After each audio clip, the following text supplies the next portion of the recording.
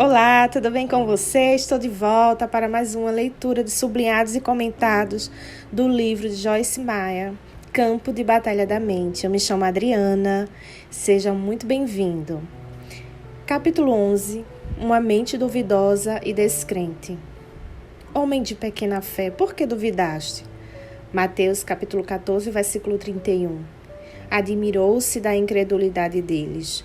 Marcos capítulo 6 e o verso 6. Geralmente falamos sobre dúvida e descrença juntas, como se elas fossem a mesma coisa. Na verdade, embora elas possam estar ligadas, as duas são coisas muito diferentes. O dicionário expositivo das palavras do Novo Testamento define duvidar na forma de verbo, como está em 2 caminhos, implicando incerteza em qual deles seguir. Dito de crentes cuja fé é pequena, está ansioso por causa de um estado distraído da mente, oscilando entre esperança e medo. O mesmo dicionário assinala que uma das duas palavras gregas traduzida como descrença é sempre traduzida como desobediência. Então, quando olhamos para essas duas armas poderosas do inimigo, vemos que a dúvida leva uma pessoa a oscilar entre duas opiniões, enquanto a descrença a conduz à desobediência. Penso que será útil reconhecer exatamente com o que o diabo está tentando nos atacar. Estamos lidando com dúvida ou com descrença? Dúvida. Até quando cocheareis entre dois pensamentos? 1 Reis, capítulo 18, versículo 21. Ouvi uma história que lançará luz sobre a dúvida. Havia um homem que estava doente e que estava confessando a palavra sobre o seu corpo, repetindo versículos de cura e crendo que sua cura se manifestaria. Enquanto fazia isso, era intermitentemente atacado por pensamentos de dúvida. Após ter atravessado um tempo difícil e começado a ficar desencorajado, Deus abriu-lhe os olhos para o mundo espiritual. Isso foi o que ele viu, um demônio dizendo-lhe mentiras, dizendo-lhe que ele não seria curado e que confessar a palavra não iria funcionar. Mas ele também viu que, cada vez que ele confessava a palavra, saía a luz da sua boca como espada, e o demônio se acovarda e recuava. Quando Deus lhe mostrou essa visão, o homem então entendeu por que era tão importante repetir a palavra. Ele viu que realmente tinha fé e por causa disso o demônio o estava atacando com dúvida. A dúvida não é algo que Deus coloca em nós. A Bíblia diz que Deus dá a cada homem uma medida de fé. Romanos capítulo 12, versículo 3. Deus colocou a fé em nosso coração, mas o diabo ele tenta anular a nossa fé, atacando-nos com a dúvida. A dúvida vem em forma de pensamentos que estão em oposição à palavra de Deus. Por isso é tão importante que a conheçamos. Se conhecermos a palavra, então poderemos reconhecer quando o diabo estiver mentindo para nós. Tenha certeza de que ele nos conta mentiras para roubar o que Jesus Cristo comprou para nós por meio da sua morte e ressurreição. Dúvida e descrença. Abraão esperando contra a esperança. Para Abraão, a razão humana para a esperança havia acabado. Creu para vir ser pai de muitas nações, segundo lhe fora dito. Assim será a tua descendência. E sem enfraquecer sua fé, embora levasse em conta o seu próprio corpo amortecido, estando como morto, sendo já de 100 anos, ou quando ele considerou a infertilidade do ventre amortecido e a idade avançada de Sara, não duvidou nem descreu, por incredulidade da promessa de Deus, mas pela fé se fortaleceu, dando glória a Deus, estando plenamente convicto de que ele era poderoso para manter sua palavra e cumprir o que prometera. Romanos capítulo 4, versículo 18 ao 21. Quando estou em uma batalha sabendo o que Deus prometeu, mas mesmo assim sendo atacada pela dúvida e descrença, gosto de ler ou meditar nessa passagem. Abraão tinha recebido a promessa de Deus de que faria com que tivesse um herdeiro do seu próprio corpo. Muitos anos vieram e se foram, e ainda não havia nenhuma criança como resultado do relacionamento de Abraão e Sara. Abraão ainda estava esperando em fé, crendo que o que Deus havia dito viria a acontecer. Enquanto ele se mantinha firme, era atacado por pensamentos de dúvida e o espírito de descrença o estava pressionando para desobedecer a Deus. A desobediência em uma situação como essa é simplesmente desistir quando Deus está nos ordenando que perseveremos. Desobediência é negligenciar a voz do Senhor ou o que quer que Deus esteja nos falando pessoalmente. Não apenas transgredir os 10 mandamentos. Abraão continuou firme. Ele continuou louvando e dando glória a Deus. A Bíblia afirma que, ao fazer isso, ele ficou mais forte na fé. Quando Deus nos pede para fazermos alguma coisa, a fé para crer nisso ou fazer isso vem da palavra de Deus. Seria ridículo Deus esperar que fizéssemos alguma coisa sem nos dar a habilidade de crer que podemos fazê-lo. Satanás sabe quão perigosos seremos com um coração cheio de fé, então ele nos ataca com dúvida e descrença. Não é que nem tenhamos fé, é apenas que Satanás está tentando destruir nossa fé com mentiras. Dou-lhe um exemplo. Refere-se ao tempo quando recebi meu chamado para o ministério. Era uma manhã comum como outra qualquer, exceto que tinha sido cheia do Espírito Santo 3 semanas antes. Tinha acabado de ouvir meu primeiro áudio de ensino. Era uma mensagem do pastor Ray, instituída a posse para o outro lado. Estava agitada em meu coração e surpresa que alguém pudesse ensinar uma hora inteira usando um versículo e que toda a palestra fosse interessante. Enquanto estava arrumando minha cama, subitamente senti um desejo intenso, bem no meu íntimo, de ensinar a palavra de Deus. Então a voz do Senhor veio a mim dizendo: você irá a todos os lugares e ensinará a minha palavra e terá um amplo ministério de fitas gravadas. Não haveria nenhuma razão natural para acreditar que Deus havia mesmo falado comigo ou que poderia ou faria o que tinha acabado de ouvir. Tinha muitos problemas dentro de mim. Não teria chegado a ser um material ministerial, mas Deus escolhe as coisas fracas e tolas do mundo para confundir os sábios. 1 Coríntios capítulo 1, versículo 27. Ele olha para o coração do homem, não para a sua carne, em 1 Samuel capítulo 16, verso 7. Se o coração está correto, Deus pode mudar a carne. Embora não houvesse nada na área natural que indicasse que deveria acreditar, quando o desejo veio sobre mim, senti-me tão cheia de fé que poderia fazer o que o Senhor queria que fizesse.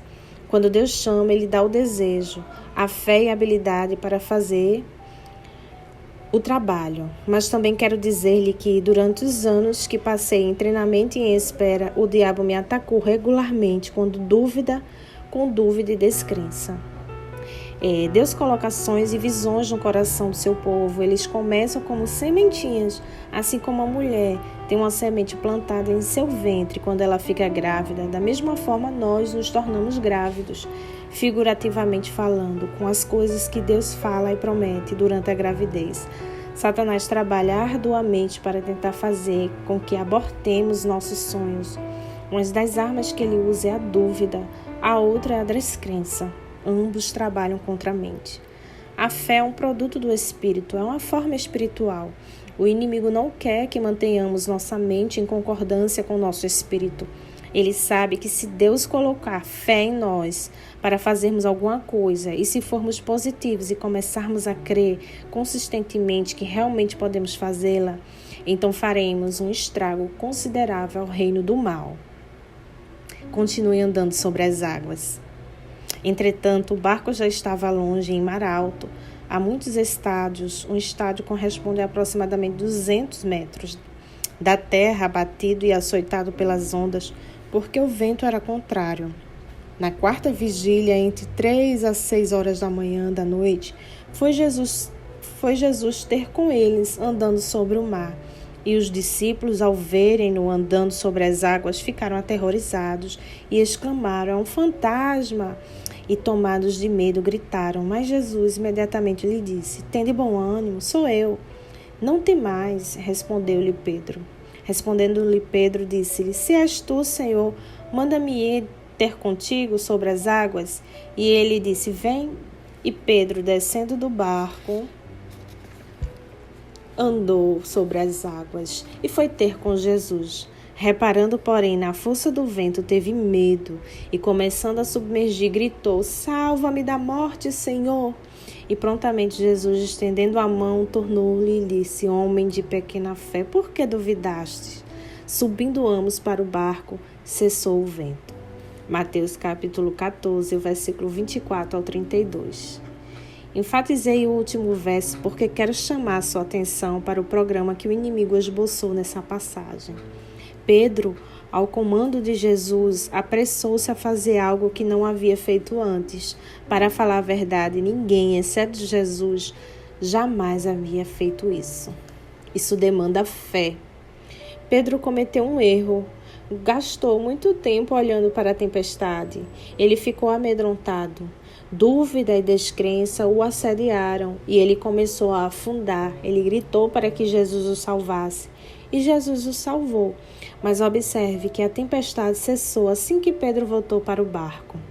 Lembre-se de Romanos capítulo 4 e os versículos 18 a 21, quando Abraão não vacilou ao considerar sua situação impossível.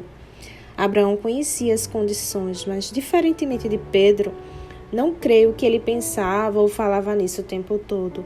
Podemos estar conscientes das nossas circunstâncias e ainda assim propositadamente manter nossa mente em alguma coisa que aumentará e edificará a nossa fé. É por isso que Abraão se manteve ocupado, louvando e glorificando a Deus. Glorificamos a Deus quando continuamos a fazer o que sabemos que é certo, mesmo em circunstâncias adversas. Efésios capítulo 6 e o versículo 14 nos ensina que em tempos de guerra espiritual devemos colocar o cinturão da verdade. Quando a tempestade vier em sua vida, bata os pés, levante o rosto resolutamente e determine-se pelo Espírito Santo a ficar fora do barco. Muito frequentemente a tempestade cessa assim que você desiste e engatinha de volta para um lugar de segurança e proteção. O diabo traz tempestades em sua vida para intimidá-lo. Durante uma tempestade, lembre-se de que a mente é o campo de batalha. Não tome suas decisões baseadas em seus pensamentos ou sentimentos, mas confira em seu espírito. Quando fizer isso, você encontrará a mesma visão que estava lá no começo. Nenhuma hesitação é permitida. Se, porém, algum de vós necessita de sabedoria, peça a Deus, que a todos dá liberadamente, não lhe prospera, e ser-lhe-á concedida sem reclamar, sem reprovar ou censurar. Peça, porém, com fé, em nada duvidando, sem hesitação, sem inquietação, pois o que duvida, hesita e se inquieta, é semelhante à onda do mar, impelida e agitada pelo vento. Verdadeiramente, não suponha esse homem que alcançará do Senhor alguma coisa que pedir. Tiago, capítulo 1, versículos 5 ao 7. Meu pastor Rick Shelton conta uma história sobre como ficou confuso tentando decidir o que fazer quando ele se formou no seminário bíblico. Deus havia colocado firmemente em seu coração o desejo de voltar a St. Louis, no Missouri, e começou uma igreja local depois da sua formatura, o que ele pretendia fazer. Entretanto, quando chegou a hora de ir, ele tinha aproximadamente $50 no bolso, uma esposa, uma criança e outra a caminho. Obviamente, suas circunstâncias não eram muito boas. Em meio ao processo de tomar uma decisão, ele recebeu 2 ótimas ofertas para trabalhar com um grupo de outros ministérios grandes e bem estabelecidos. Seu salário teria sido bom, as oportunidades ministeriais eram atrativas, e se nada mais houvesse, apenas a honra de trabalhar para qualquer desses ministérios teria animado seu ego. Quanto mais ele pensava, mais confuso ele ficava. Parece que o Senhor Dúvida o estava visitando, não é? No momento ele sabia o que queria fazer e agora ele estava hesitando entre as opções. Como suas circunstâncias não favoreciam sua volta ao St. Louis, ele estava tentando aceitar uma das outras ofertas, mas não conseguia se sentir em paz em qualquer uma das direções. Finalmente, ele pediu conselho a um dos pastores que lhe havia oferecido um emprego. E o homem sabiamente disse: vá para algum lugar. Fique quieto e desligue a cabeça. Faça o que está em seu coração. Quando ele seguiu o conselho do pastor, descobriu rapidamente que em seu coração estava a igreja em St. Louis. Ele não sabia como poderia fazê-lo com o que tinha em mãos, mas ele seguiu em frente obedientemente e os resultados foram maravilhosos. Hoje, Rick Shelton é o fundador e o pastor principal do Life Christian Center em St. Louis, Missouri, e atualmente a Life Christian Center é uma igreja de aproximadamente 3.000 membros com alcance mundial. Milhares de vidas têm sido abençoadas e transformadas ao longo dos anos por meio desse ministério. Fui pastora adjunta lá por 5 anos e meu ministério, Life, nasceu durante esse tempo. Pense em quanto o diabo teria roubado mediante as dúvidas e a descrença se o pastor Shelton tivesse sido dirigido pela cabeça em vez de pelo coração. A dúvida é uma escolha. Cedo de manhã, ao voltar para a cidade, teve fome e, vendo uma figueira à beira do caminho, aproximou-se dela. E, não tendo achado senão folhas, sabendo que na figueira os frutos aparecem ao mesmo tempo que as folhas, disse-lhe: nunca mais nasça fruto de ti. E a figueira secou imediatamente. Vendo isto, os discípulos admiraram-se grandemente e exclamaram: como secou depressa a figueira? Jesus, porém, lhes respondeu: em verdade vos digo que se tiveres fé, uma confiança verdadeiramente firme e não duvidardes, não somente farei o que foi feito à figueira, mas até mesmo se a este monte disserdes: ergue-te e lança-te no mar, tal sucederá. E tudo quanto pedirdes em oração, crendo e realmente acreditando, recebereis. Essa passagem está lá em Mateus, capítulo 21, e o versículo 18 até o 22. Quando seus discípulos se maravilharam e perguntaram a Jesus como ele era capaz de destruir a figueira com uma palavra apenas, em essência ele lhes disse: se vocês tiverem fé e não duvidarem, vocês podem fazer a mesma coisa que fiz a figueira e outras obras maiores farão.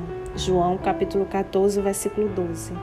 Nós já estabelecemos que a fé é o dom de Deus, então sabemos que temos fé. Romanos capítulo 12, versículo 3. Mas a dúvida é uma escolha, é a tática de guerra do diabo contra a nossa mente. Como você pode escolher seus próprios pensamentos quando a dúvida vier? Você deverá aprender a reconhecê-la pelo que ela é e dizer não, obrigado, e continuar crendo. A escolha é sua. Incredulidade é desobediência. E quando chegaram para junto da multidão, aproximou-se dele um homem que se ajoelhou e disse: Senhor, compadece de meu filho, porque é lunático e sofre muito, pois muitas vezes cai no fogo e outras muitas na água. Apresentei-o a teus discípulos, mas eles não puderam curá-lo. Jesus exclamou: ó geração incrédula e perversa, até quando estarei convosco? Até quando vos sofrerei? Trazei-me aqui o menino. E Jesus repreendeu o demônio, e este saiu do menino, e desde aquela hora ficou o menino curado. Então os discípulos, aproximando-se de Jesus, perguntaram em particular: por que motivo não podemos nós expulsá-lo? E ele lhes respondeu: por causa da pequenez da vossa fé. Mateus capítulo 17, e o versículo 14 ao 20. Lembre-se, a descrença conduz à desobediência. Talvez Jesus tenha ensinado a seus discípulos certas coisas a fazer naqueles casos, e descrença os tenha levado a desobedecer-lhe. Portanto, eles foram mal sucedidos. De qualquer forma, o ponto é que a descrença, como a dúvida, impedirá que façamos o que Deus nos chamou e ungiu para realizar na vida. Isso também nos impedirá de experimentar a sensação de paz que Ele quer que desfrutemos ao encontrarmos descanso para nossa alma nele. Mateus capítulo 11, versículo 28 ao 29. O descanso sabático. Esforcemo-nos, sejamos zelosos e nos empenhemos, pois, por entrar naquele descanso de Deus para conhecê-lo e experimentarmos por nós mesmos, a fim de que ninguém caia nem pereça, segundo o mesmo exemplo de descrença e desobediência, na qual caíram os que estavam no deserto. Hebreus capítulo 4, versículo 11. Se você ler todo o capítulo 4 da carta aos Hebreus, verá que ele está falando sobre um repouso sabático que está à disposição do povo de Deus debaixo da antiga aliança. O sábado era observado como um dia de repouso. Debaixo da nova aliança, esse descanso sabático aqui referido é um lugar de descanso espiritual. É um privilégio de cada crente recusar, preocupar-se ou ter ansiedade. Como crentes, podemos entrar no descanso de Deus. Uma observação cuidadosa de Hebreus capítulo 4, versículo 11, revela que só entraremos naquele descanso crendo e seremos privados dele pela descrença e pela desobediência. A desobediência nos manterá em um viver desértico, mas Jesus providenciou um lugar permanente de descanso que pode ser habitado apenas se vivermos pela fé. Vivendo de fé em fé, visto que a justiça de Deus se revela no Evangelho de fé em fé, como está escrito, o justo viverá por fé. Romanos capítulo 1, versículo 17. Lembro-me de um incidente que pode ilustrar esse ponto com muita clareza. Certa noite estava andando pela minha casa tentando fazer alguns serviços domésticos e estava muito infeliz, não tinha nenhuma alegria. Não havia paz em meu coração. Ficava perguntando ao Senhor, o que está errado comigo? Frequentemente me sentia daquela maneira e sinceramente queria saber qual era o problema. Estava tentando seguir todas as coisas que estava aprendendo em minha caminhada com Jesus, mas alguma coisa certamente parecia estar faltando. A essa altura o telefone tocou. Enquanto estava conversando, dava uma olhada em uma caixa de cartões de versículos bíblicos que alguém me havia mandado. Na verdade, não estava olhando para nenhum deles, apenas mexendo neles enquanto estava ao telefone. Quando desliguei, decidi escolher um ao acaso para ver se conseguia algum encorajamento. Tirei Romanos capítulo 15, versículo 13. E o Deus da esperança vos encha de todo o gozo e paz no vosso crer, através da experiência da vossa fé, para que sejais ricos e abundantes de esperança no poder do Espírito Santo. Eu vi. Todo o meu problema era a dúvida e a descrença. Estava fazendo a mim mesma infeliz por acreditar nas mentiras do diabo. Estava sendo negativa. Não poderia ter alegria e paz porque não estava crendo. É impossível ter alegria e paz e viver em descrença. Tome a decisão de acreditar em Deus e não no diabo. Aprenda a viver de fé em fé, de acordo com Romanos capítulo 1, versículo 17. Essa é a maneira como a justiça de Deus é revelada. O Senhor precisou revelar-me que, em vez de viver de fé em fé, eu vivia frequentemente de fé em dúvida e descrença. Então voltava à fé por um pouco e mais tarde retornava à dúvida e à descrença. Ia para trás e para frente de uma a outra. Por isso estava tendo tanto problema e infelicidade em minha vida. Lembre-se, de acordo com Tiago, capítulo 1, versículos 7 e 8, o homem de ânimo dobre é instável em todos os seus caminhos e jamais recebe o que ele quer do Senhor. Decida que você não será de ânimo dobre. Não viva na dúvida. Deus tem uma grande vida planejada para você. Não permita que o diabo a roube com mentiras em vez disso. Refutai argumentos e teorias e racionalismo e toda a altivez que se levanta contra o verdadeiro conhecimento de Deus, levando cativo todo o pensamento e propósito à obediência de Cristo, o Messias, o ungido. 2 Coríntios, capítulo 10 e o verso 5. Aqui eu encerro o capítulo 11 do livro de Joyce Meyer. A você que está me acompanhando, obrigada. Que esse livro esteja edificando a sua vida, assim como está edificando a minha. Não esquece de dar um like, comenta, compartilha com teus amigos e nos segue nas redes sociais, Conectados à Luz, tá bom? Fica com Deus e até o próximo áudio.